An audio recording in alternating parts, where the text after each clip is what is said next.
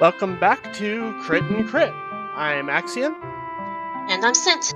and we are continuing our playthrough of Final Fantasy V and our discussion of Harry Potter and the Philosopher's Stone. Yep, and we are moving on to talk about characterization. I do think that just how saturated in pop culture the Harry Potter franchise has become over the years, that at least one character stands out to most people who've heard of it. So, kind of just want to start with, Axion, who's your favorite character? From the first book or the series as a whole? I guess either, though we are kind of talking mostly about the first book for now. Sticking with the first book, I'd probably say my favorite would be Hagrid. I found him the most entertaining. Since I got into the series as a bit older, I didn't attach as strongly to a lot of the younger characters. So I think I identified a little more with some of the adults. I think that's fair. I mean, a lot of the teachers are pretty good. I mean, I would love a McGonagall. Let's be honest. Like, just to have around the school. Like, might not be my favorite class, just because strict teachers, etc., etc. But like, it's having someone who knows what they talk about and will be fair is always a good thing. But I did latch on to one of the student characters quite heavily when I was a kid, and I don't think it's going to overtly surprise anyone to find out that I basically was Hermione. Or at least I thought so for the first 4 books. Right. Then that's when Luna became more prevalent, and but I wasn't so sure if I was as much Hermione as Luna, but there was very much an undercurrent of more concerned with grades and GPA than with developing actual social skills with my peers. Yeah, Luna is definitely up there for me and would have been one of the ones I liked a lot if she'd been introduced a little earlier. As we equip everything. Yep, just setting up before we take off back out into the next area. Hey, open the character menu again. Mm-hmm. When did you pick up Link? Haha. But yeah, I guess a good place to start would just be with our main character of Harry. Harry, I think, by design in the first book, is as close to a blank slate protagonist as any character is going to get. Mm-hmm. He's not without personality, to note. He does have a pretty developed sense of what is fair and what is unfair from, years with the Dursleys. He, however, does have a tendency to try and keep his head down, also due to years with the Dursleys. So he's a more subtle character in some ways, but he is very much, by design, the fish out of water who needs to have everything taught to him, because we, the readers, have no idea what Wizarding England is like. So he has, I think, the less, I don't want to say less defined personality, but it stands out less in comparison to the stronger, more almost caricatures of the initial impressions of the key people around him. So that would include Ron, who is very much I think he's more of an underdog than Harry is in many ways, even though Harry is an underdog in the sense of that he has no idea what's going on. Because Ron, we quickly find out, is not just from a fairly poor family, but he is the second youngest child in a poor family, which means all of his older brothers have already done all of the things. So he's just here too. Right. He's constantly described as he's using hand-me-down clothes, and even much of his school supplies are hand-me-downs. He's got a hand-me-down pet, familiar type thing. He's using a worn and used up wand. He's operating almost completely from the perspective of someone who's a poor family who can't afford to give their youngest or near youngest member, in this case, completely new equipment. Which is understandable. I mean, sometimes you have to make do if finances are tight. We've all had them to some extent. Yep. Like, not to the extent of the Weasleys, but Well, in a way, I grew up in a family a lot like the Weasleys. I got almost all of my clothes, except for stuff that I got for like Christmas and birthdays, was, for the most part, hand-me-downs from one of my two older cousins. Almost everything that I had that was still in good enough condition to do so got handed down either to my younger brother or another one of my cousins. For all that I didn't really identify with Ron in his personality, I definitely identified with him in his family's financial situation, because it was a lot like how my family grew up. We were not super well off at the time. We were part of a relatively large extended family that we kind of shared what we had among us between the cousins, because for the most part we couldn't really afford, for the most part, to constantly be buying new things as us kids grew and wore through things and so on and so forth. Yep. And I have a lot of thoughts on Ron's family situation and how it's represented in Hogwarts, in Harry Potter's world, but I was kind of going to save that until Chamber of Secrets, when we actually got to see his living situation in a little more detail. Because in the first book, we do basically get confirmation through just the other characters mentioning things that the Weasleys aren't as well off, but we don't really see it firsthand, so there's not as much to say. And I'm kind of loath to linger on it too far in the characterization episode, because it kind of implies that a character's personality can be entirely shaped by their financial situation, which I don't think is accurate or fair. It can influence, but there's a lot more to the characters than just how much money they have available.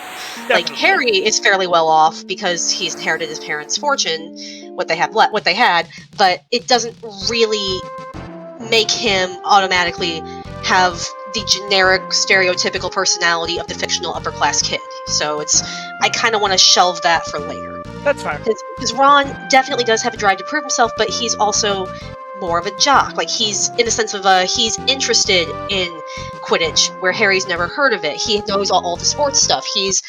Ron is the normal student. Ron is the average kid in the Wizarding world, so he's a very good companion for Harry to kind of learn the ropes on, and he's just a nice kid. So, considering Harry has never had a friend before because everyone was afraid of his cousin, Ron was a really good, one of the first people that he could have met.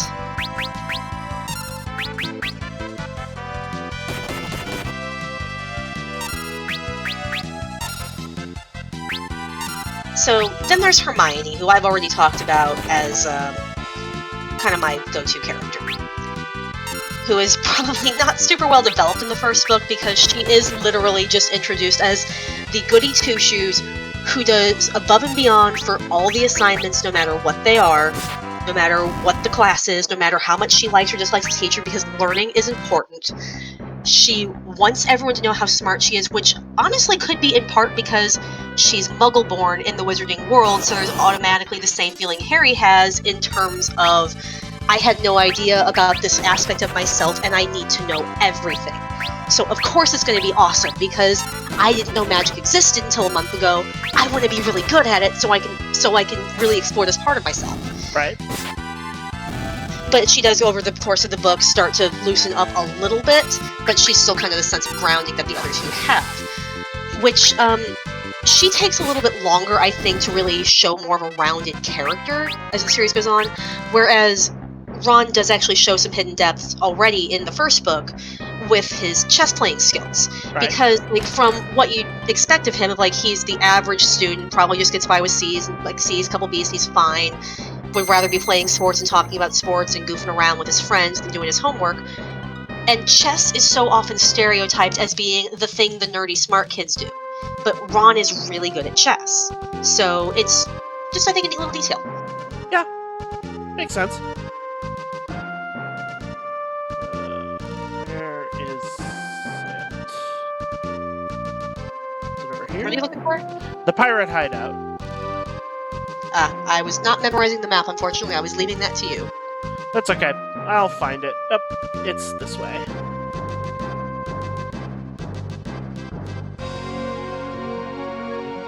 Either that or I can't go back to it. Well, did they kick out their captain? She left them and said that she was going to go join these people on their adventure. Maybe you can download a second path in. Huh. Oh, here we go. I like how one goblin thinks it can take on all four of you. The hubris of the random encounters.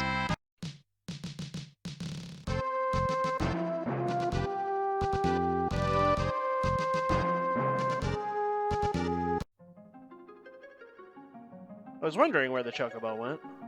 Yeah, so that's our main trio right there. We have Harry, Ron, and Hermione, who in some senses you can kind of look at as the kind of power trio setup, where you have the impulsive one, who happens to be Ron, who's just more used to things like let's just go act on our gut instinct. The super ego voice of restraint that is Hermione, who is afraid that they might break a rule and get expelled, or I guess killed could happen too, but mostly expelled. And Harry, who is kind of the fish out of water to mediate between the two of them and the main character to actually make the decisions. So it's a pretty standard setup as far as just getting a basic cast dynamic goes, but it's around so much because it tends to get the job done. So obviously there are secondary characters that people remember as well. We talked about McGonagall, who's actually the first of the main adult wizards we see in the form of a cat sitting on the Dursley fence, where she's been watching Petunia and Dudley all day and just going, oh god, why, oh god, why.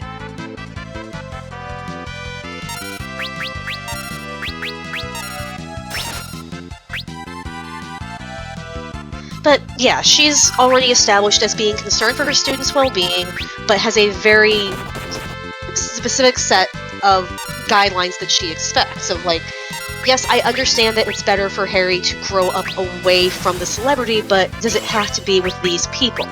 And Dumbledore says yes, and does not deign to explain to McGonagall why. Because, it's not fully evident in the first book of this, but as the more series goes on, it becomes more and more evident that explaining is for other people. Dumbledore is just gonna dumble. He's a man who is used to telling people what he wants done rather than explaining himself in any way. Yep, and he's got the reputation of being one of the more powerful wizards in the world to back that up, which can open up its own can of worms, but for the most part, we see Dumbledore in the first book as the kindly eccentric headmaster.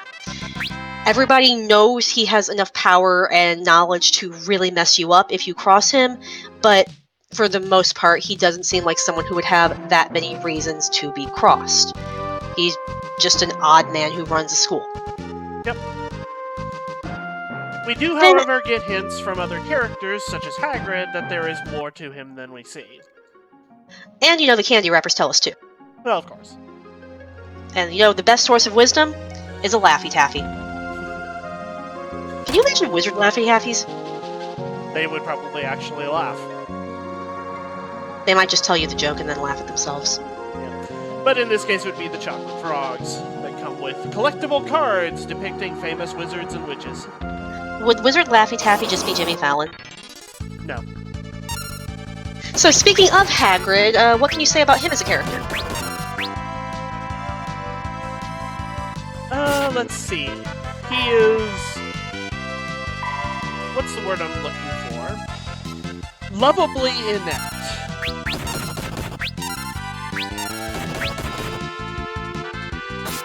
Hagrid is...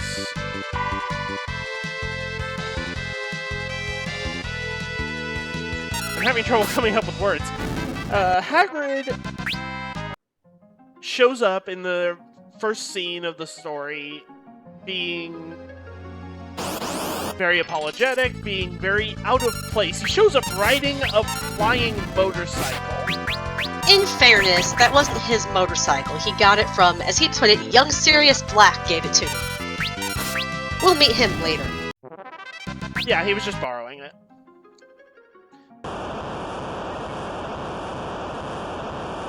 So, I mean, that would probably be something you blame Sirius more for than Hagrid, because, Hagrid did not enchant the very loud flying Harley. In fact, Hagrid can't do magic. Or rather, he's not supposed to do magic. He does it anyway, because, well, magic. But he does tell Harry on multiple occasions, I'm not supposed to do magic, don't tell anyone you saw it. Yes, because he has been expelled. We don't know why. I mean, I do, because I've read the series multiple times, Well, but yeah. as of the first book, we don't know why. We'll talk about that when it becomes relevant. But Hagrid is, honestly, probably more important to Harry's character development than any other character in this book, because he's kind of the first adult in Harry's life that doesn't look at him as though he's a nuisance that Harry can remember. Because Harry can't remember his parents. He was 1 when they died. And his entire life, he's basically been living in the Dursleys' basement, being treated horribly because he's not theirs, he's not normal. And, you know, everyone that Harry meets has the lens already colored for them by the Dursleys' description of him. So the fact that Hagrid greets him warmly and gives him a birthday present and then takes him on a really, really nice trip to London to introduce him to the wizarding world is probably a much, much bigger deal psychologically to Harry than the narration actually tells us. Because Harry just mostly seems overwhelmed and surprised by the whole wizard thing, but having an actual caring ally and as an adult around him has got to be a game changer.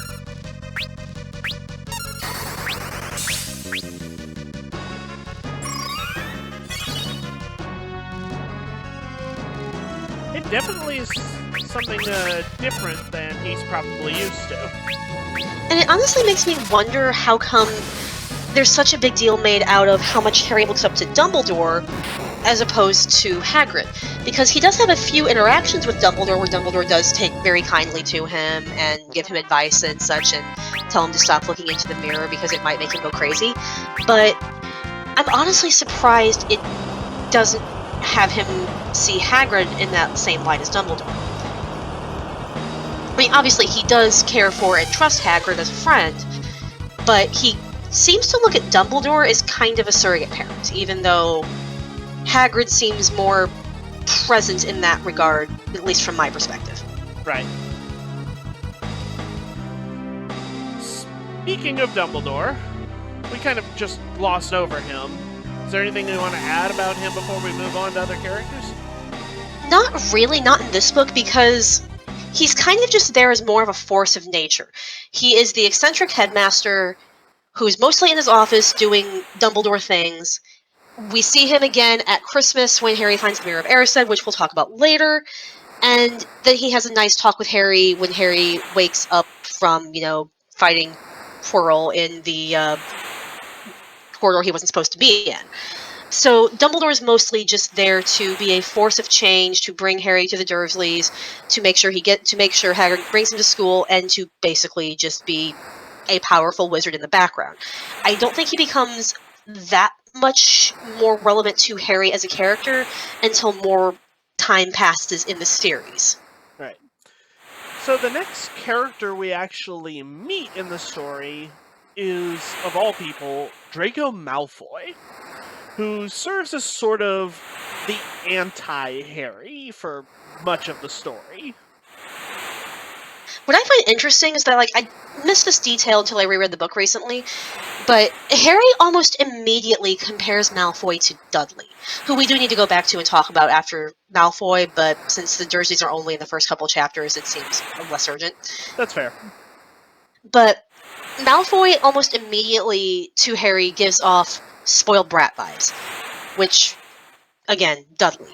But Malfoy seems a lot smarter and more subtle about it.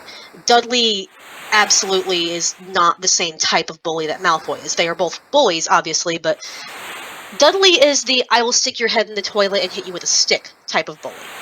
Malfoy is the my father can probably get your father fired because you looked at me funny type of bully. Right.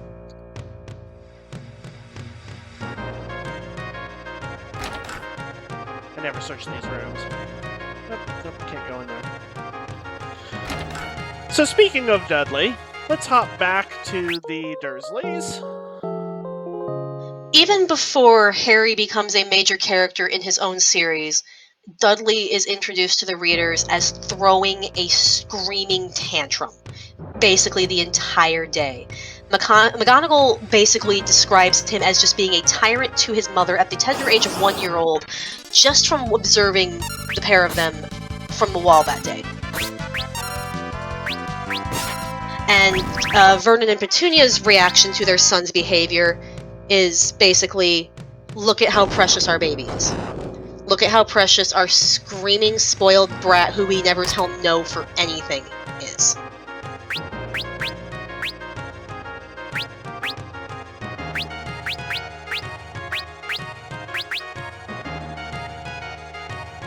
Yep. So, Vernon Dursley is basically middle management at some kind of manufacturing business. Granny, they make drills. Yeah. And... Oh, I just had the best worst idea. What? This drill is the drill that will pierce the heavens. No. The Gurren Lagann would break the Dursleys and it would be glorious.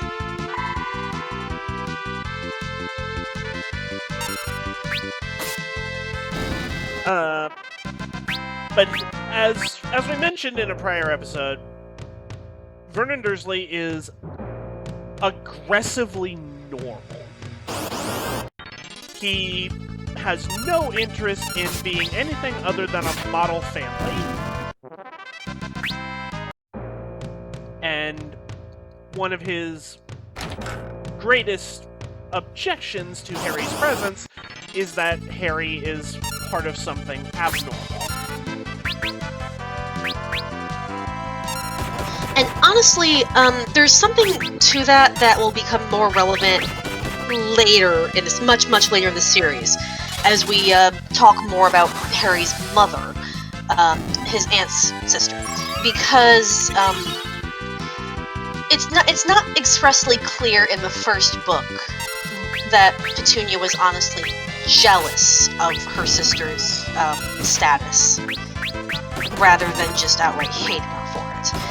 But that's something to discuss more later when it becomes, again, relevant text. That's the problem with talking about a long series like this and going book by book. Yep, that's fair.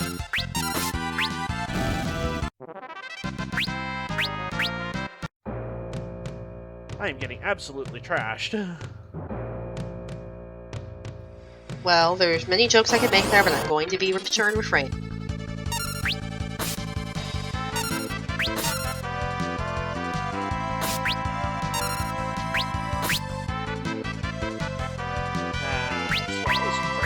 But yeah, Mr. and Mrs. Dursley are aggressively normal just because they don't want to be associated with anything strange. Look, we're perfectly normal, don't ask too many questions, and look at how precious our baby is!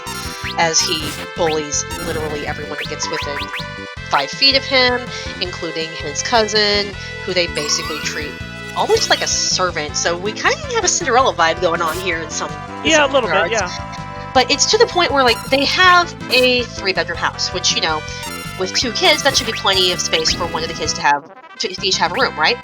You'd think. But Dudley has 2 bedrooms because all of his stuff won't fit in one. Harry lives in a closet under the staircase. Which, after a point, like, this is kind of getting into Dr. Doofenshmirtz's backstory territory.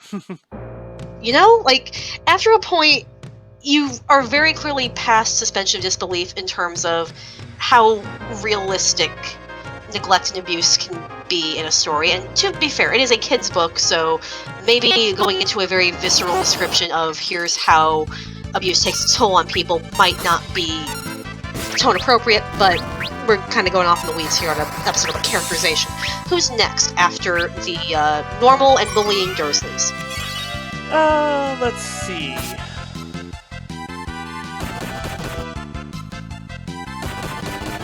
They did not react to that well.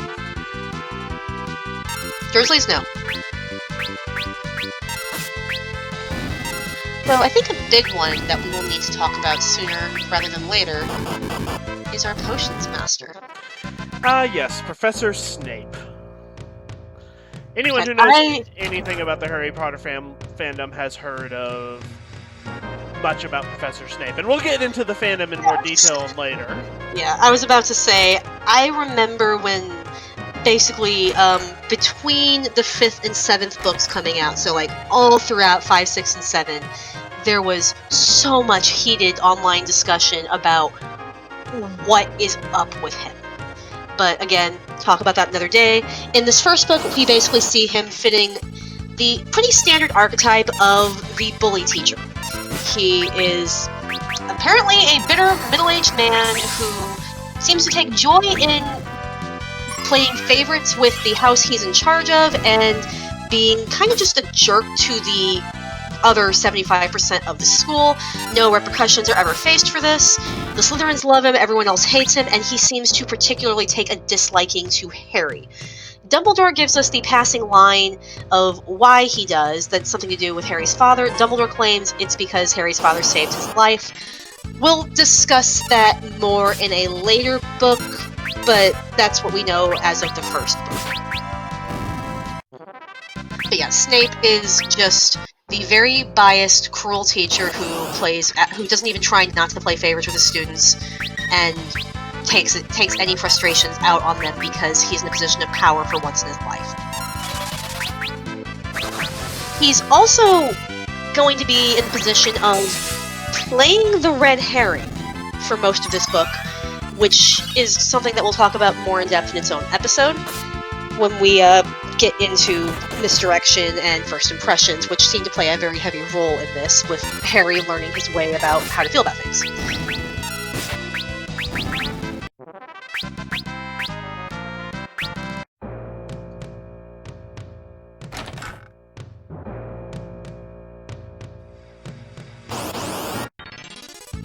There is a lot of stuff to fight with. Yep. So, I think the next major character for this one, because like we have the other minor professors, like Madame Hooch doesn't show up too often except to referee Quidditch matches. Sprout is more relevant starting in the second book. Flitwick kind of just pops up here and there. Professor Binns, I think, comes up in relevance like maybe once in the entire series. So as far as staff goes, Quirrell would, I think, be the next one to look out for, because he also plays a major role in this book as our defense against the dark arts professor, which is interesting to me for a couple of reasons.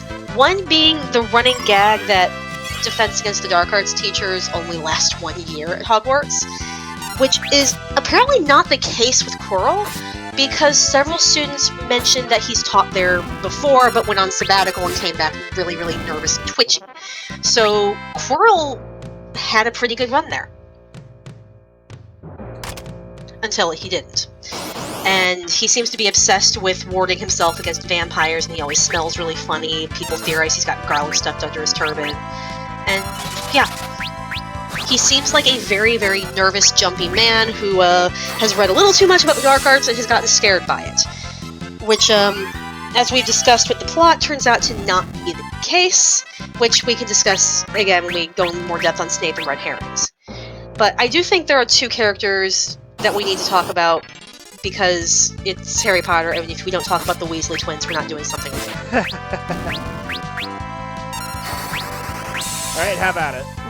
Weasley twins, George and Fred. As we mentioned in our last series, we were going to keep having characters named Fred as major parts of whatever we're working on, apparently. Until we don't, but we'll see what happens.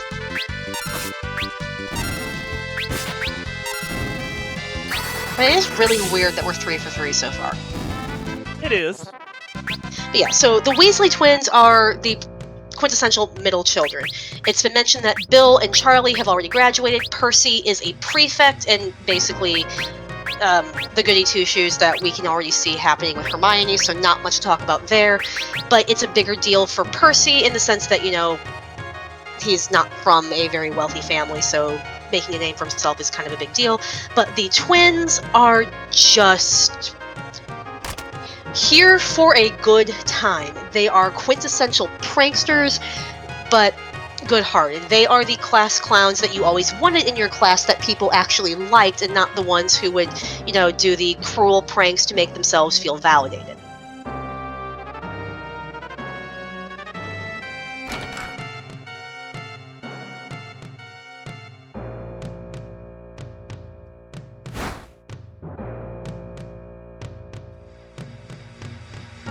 Ooh, plot, right? Yep, plot stuff. Yay. Ferris doesn't seem happy. Ferris has a secret. In a Final Fantasy game?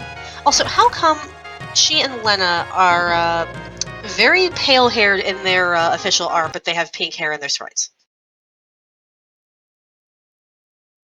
Because Amano art. Okay, it's been a long time since I played Final Fantasy V, and I have not admittedly been paying as much attention to the scrolling text while we're talking about Harry Potter. I forgot that Ferris was pulling the cross-dressing to be a pirate thing.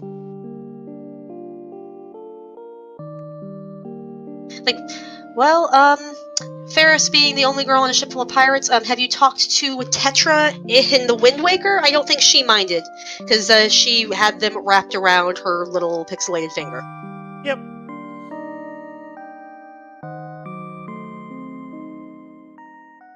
Anyway. Is there anyone left we haven't touched on? There are so many characters in this series that we haven't touched on, but in terms of ones that play a pretty big role, I'd say Neville. Yeah. So Neville is a character who's introduced in the early part of the story with this poor kid has lost his frog and no one can find it. And it's kind of a running gag for about 2 chapters of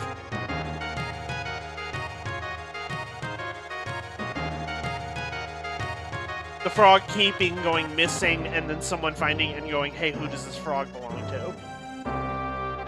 Yeah, Hagrid finds him on one of the boats the first years take to get to the Great Hall for sorting. Yep. Yeah, and poor Neville. Neville Longbottom could honestly have maintained his role in the story if his name had been Murphy. Because this poor kid, anything that can go wrong for him will. His frog goes missing, he's constantly locked out of the tower because he can't remember the passwords. Malfoy steals the Remembrall his grandmother sent him. He breaks his wrist at broomstick practice. He gets his spells tested on him by Malfoy, Crabbe, and Goyle because he doesn't have the courage to stand up to him. And yeah, poor Neville. You just want to give the poor kid a hug, except he might get hurt in the process just because this seems to be how life works for him. Yep. And he finally learns to stand up for himself at the end of the book after first trying to, help Harry and Hermione get out of trouble from Malfoy with the whole Hagrid has a dragon and we're trying to not send him to jail situation. They all get sent under detention. He stands up to them when they're going after the Philosopher's Stone, and, well, Hermione curses him to not tell on them so they can go and get the Philosopher's Stone before Quirrell figures it out. And for those who don't remember, by cursing, she just specifically just casts a spell on him that makes him not able to move. She does not put, a nasty hex on him or anything. I would call the full body bind kind of nasty, but, if you're okay with being perfectly aware while you are completely paralyzed and unable to move, cool. It's better than what might otherwise be brought to mind when you say you curse somebody. Okay, fair. I was just wanting to clarify there's a level of There's a level of difference between what Hermione does and some of the actual harmful curses that get thrown out later. Okay, fine, hexing. Yeah, for what bad things happen to Neville in this book, there's much worse in later stories. I mean, I guess in terms of other characters, we've also got the Quidditch players, but they're kind of not as present in the story. They basically show up right before the Quidditch games, and are there kind of to show that Harry's fitting in, and then to show the displeasure that people have when Harry gets them in last place for the House Cup until Dumbledore pulls some favoritism shenanigans and gives them enough points to beat Slytherin. Yep. So, can you think of anyone else we need to add for this discussion on just some of the major characters in the first Harry Potter book? I think that really sums up all the major characters. Oh, well, there is one more. There is one more character that we should probably discuss. Voldemort. I don't think they pronounced the T, but yeah, Voldemort. Okay, it was Voldemort in the movies. I remember hearing it was supposed to be, like, French pronunciation, because it literally meant flight from death, but this is, like, 15-year-old trivia that I can't remember fully, so we'll just go with it. It may be... Would you like to go with you-know-who for the sake of consistent pronunciation? Yeah, whatever. So, Voldemort is not... Voldemort is this kind of evil specter lurking in the background of the story. He is a powerful, evil wizard who once terrorized the country in years past, only to suddenly vanish after he attempted to kill Harry Potter, earning him the moniker the Boy Who Lived. Since then, he has become kind of a bogeyman of the society, while on one hand, celebrating the fact that he is gone, there is a constant phobia among the populace that he is not gone for good. And a constant fear that he'll return. Which he does. Sort of. Well, yes, sort of. He is still alive in a sense, and still exists in a sense, and lurks in the background of the whole story before popping up at the very end. I mean, technically, he's been there the whole time, because where he is in Quirrell's turban. So we can basically piece together that Quirrell becoming a nervous wreck after, quote, meeting a vampire on his sabbatical, he actually ran into Voldemort, got possessed, and has been dealing with this for quite some time.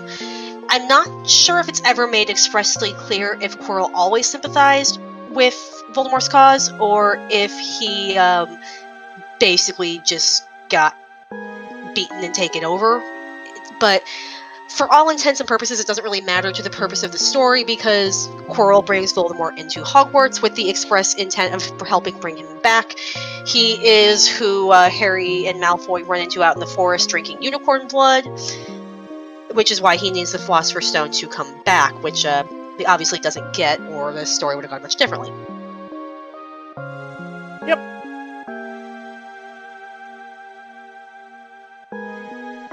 But yeah, he's basically, in the simplest way of putting it, he's a wizard fascist. He is very, very much does not care for the Muggles, wanted just to be the most powerful wizard ever, and make everything the way he wanted it.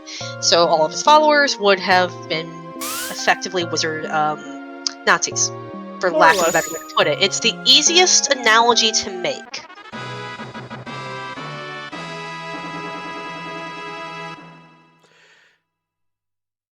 And that pretty much wraps up the cast as they exist in the first book.